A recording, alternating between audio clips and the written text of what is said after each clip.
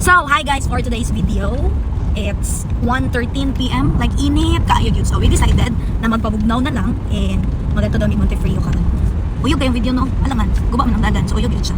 So, yeah, kita-kits lang ta dito. Bye!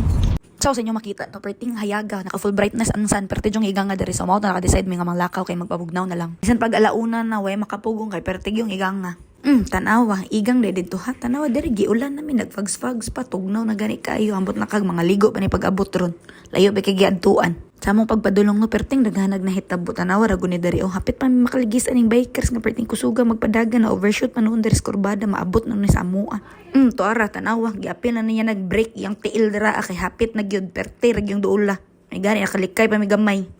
Unyag maunsa ni, sala pa na mo, bisag siya na overshoot. Pag unsa nimo ka careful sa pagdrive una kay kauban nga dili magbantay wa gyud ka di gyud ka kalikay. Pagabot pa gyud na mo diri ana pagkikita bang sa ambulansya na disgrasya gihapon tanawa ragon na operating bungkaga sa iyang motor. But kung ang driver ba di sakay nahigda naman ni pag-agi na mo diri Napoy isa diri pag-agi na mo pag pagtindog pud niya. Kanimong laag karon pagpadulong pero tay mang daghanag na hitabo sa kalsada. Lagi na to matag na ang panahon mong kanunay magamping gyud ta. And finally naabot gyud mi diri bisan pa magunsa kadagang nahitabo sa kalsada padayon gihapon nimong lakaw. 150 pesos with full access ang entrance sa day tour. And for more rates, pwede naman message ang ilang Facebook page. Kaya napod sila available diri na pang overnight stays. O di pod mabalak ka kay napoy restaurant sa sulod. So in case gutomon ka, narapod ka dito mapalit. And lami pod jud nilang pagkaon.